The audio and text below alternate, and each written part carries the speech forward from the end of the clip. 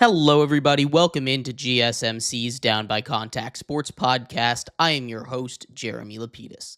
Today is Monday, April 28th. We have a lot to get into. The NFL draft, of course, was on Thursday, Friday, and Saturday. Lots of action in the NBA and the NFL. We'll go over winners and losers, talk a little bit about Shedeur Sanders and the other people that fell in this draft for some reasons why, and much more. But before we get into that, remember, if you would like to be an even bigger part of the show than you already are, all you need to do is go to gsmcpodcast.net. Or if you're on YouTube, you can use that super chat feature. If you do either of those two things, a message should pop up on the bottom of the screen for you, me, and everybody else around the world to see.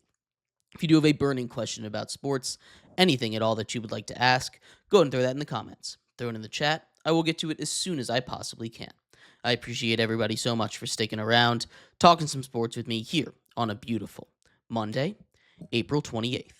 But like I was saying, we're going to start off our show here going over a little bit from the winners of the entirety of the NFL draft, I should say. And we're going to start off strong with the Dallas Cowboys. I think the Dallas Cowboys had an amazing draft. They did not quite get all of their needs addressed, but they did, and they did address it right away. It started off a little bit shaky in round one, getting off with guard Tyler Booker, a bit of a reach at 12, but he should still be a solid player to come in and replace Zach Martin, who went and retired this season. They also brought in edge and cornerback Donovan Ezeraku and Siobhan Ravel Jr. Both of those guys I had fringe first-round grades on. They got 3 fringe first-round talents in the first 3 rounds. That is an automatic win right there for you, but that wasn't it. They got Jadon Blue, who's probably going to be getting a lot of touches for this Dallas offense. Definitely going to outduel some of the guys like Javonte Williams and Miles Sanders on that roster. I think Jadon Blue, with his pass catching ability, his speed out of the backfield, is going to be a huge get for the Cowboys as well. And they got some more starters in round 5 as well. Linebacker Shamar James, they got some solid potential in round 6 and 7. But overall, this Cowboys draft that started off, if you were just taking round 1, to be one of the bigger reaches of the draft, turned into a really solid one. And I think that's something that we saw a lot in these drafts. We saw the Cowboys, we saw a lot of teams kind of have really good drafts. There were a lot more teams that I put in the winners category than there were in the losers category, but I really did love what the Cowboys were able to do. They were one of my favorite draft classes overall.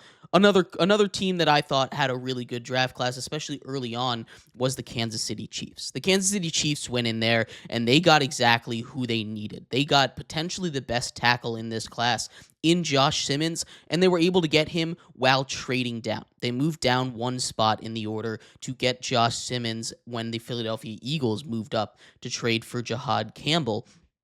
I love this for him. Obviously, there's that concern around the medicals for Josh Simmons, but what Josh Simmons brings to the football field when he's out there, he is a special talent at offensive tackle, and it's exactly the hole that the Chiefs needed to fill. They are a part of the winners, not to mention Omar Norman Lott out of Tennessee, the defensive tackle. You pair him up with Chris Jones, that is a deadly interior duo right there. I love that pick at the end of the second round. And a little bit of an upside guy in Jalen Royals at wide receiver. Really, the crown jewel of this draft is going to be those top 2 picks, but I also like Jalen Royals and a couple other guys on their draft class, what they're able to bring to a win-now championship mode kind of team. They did the best they could with those not-so-premium draft picks.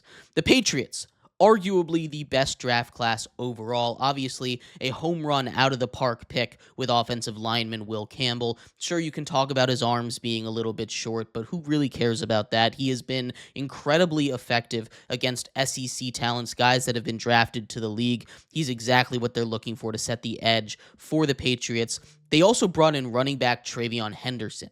They were able to get him after Quinshon Judkins went to the Browns.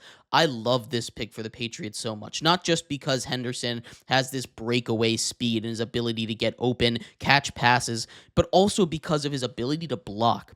His pass blocking is some of the best that we have seen coming out of college in a very long time. It's something that he personally wanted to get good at, and that is exactly that kind of unsexy appeal that part of the running back's job, other than just, toting the rock 20 times a game, 15 times a game, getting the second most touches on the team outside of the quarterback.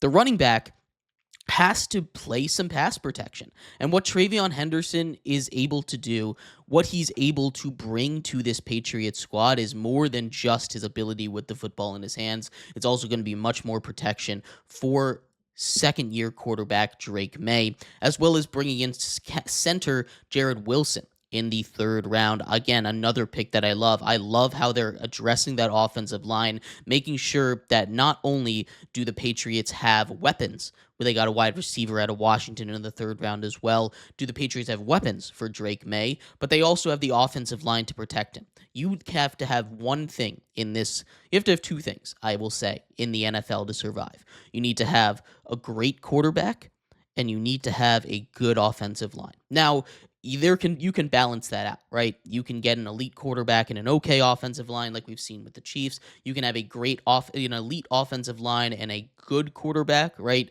But you just need some combination that averages out to great with both of them.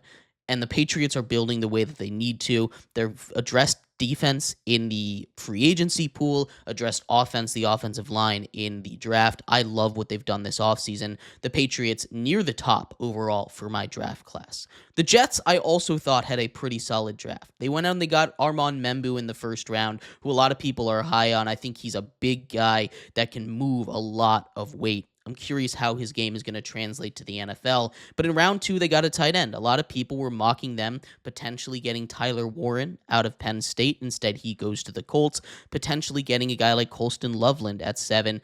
They don't. They take a guy that was projected top 10 after the combine and grab probably the second or third best tight end in this class in Mason Taylor, who's a great receiving threat out of LSU. I love what they were able to do over there. Bring in Azura Thomas out of Florida State for the defense, as well as Malachi Moore out of Alabama. Those two guys patrolling the secondary for this Jets unit after they had lost a couple pieces in free agency. I really do love this draft for the Jets. I think they knocked it out of the park.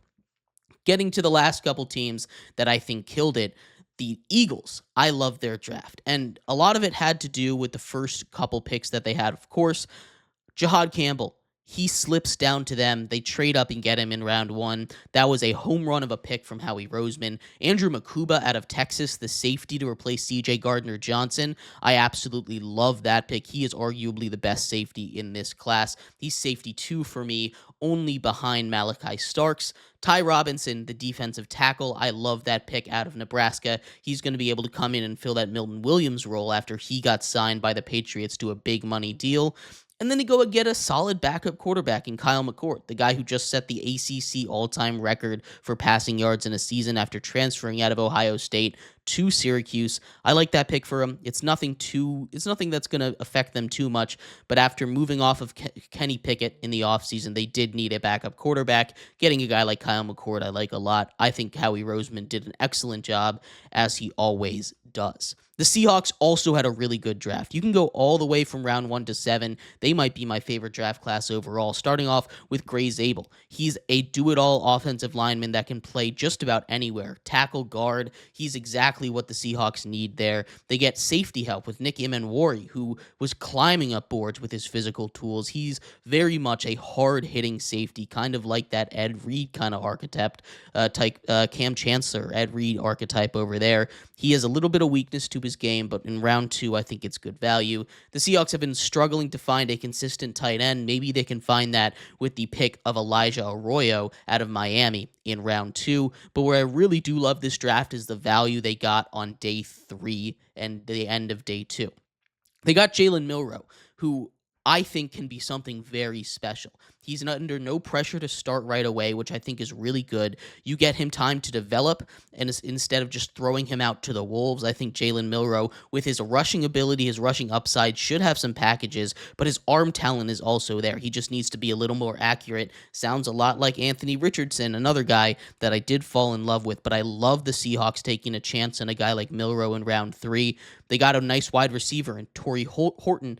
I love that pick as well. He's someone that's going to dominate the league. Damian Martinez out of Miami, the running back, is someone I'm shocked fell to the 7th round.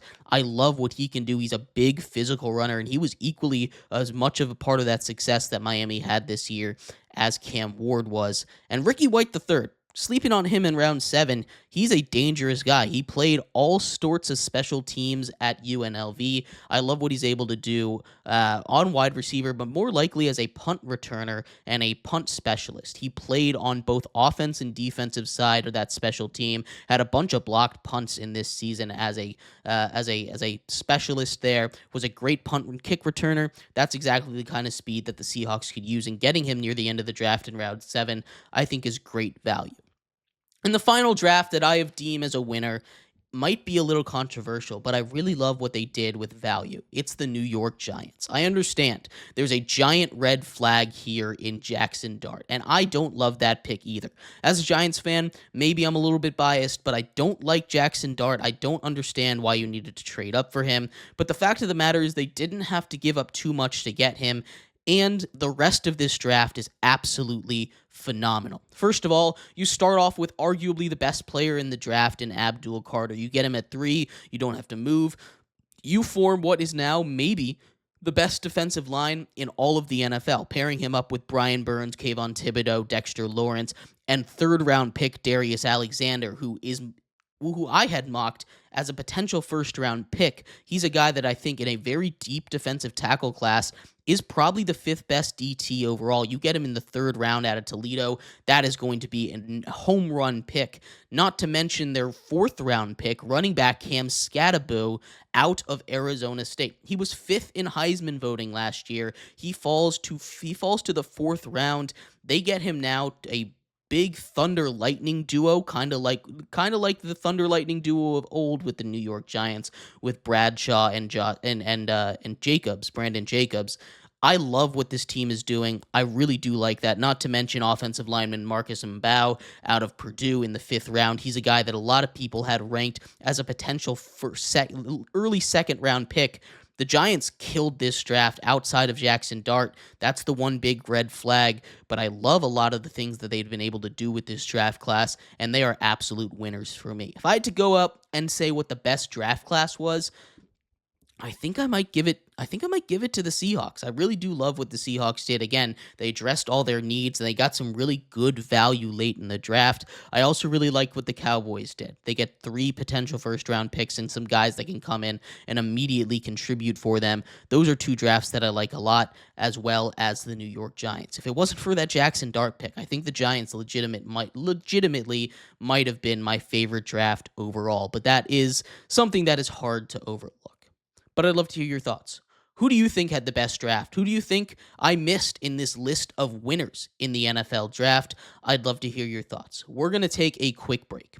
When we come back, we turn our attention to the other side. It's not all good in the world of the NFL. You can mess up a pick, and despite how deep this draft class was, there were a couple teams that I was a little bit head scratched over what they were doing, why they were doing it. We'll talk about those teams coming up next here on GSMC's Down by Contact Sports Podcast.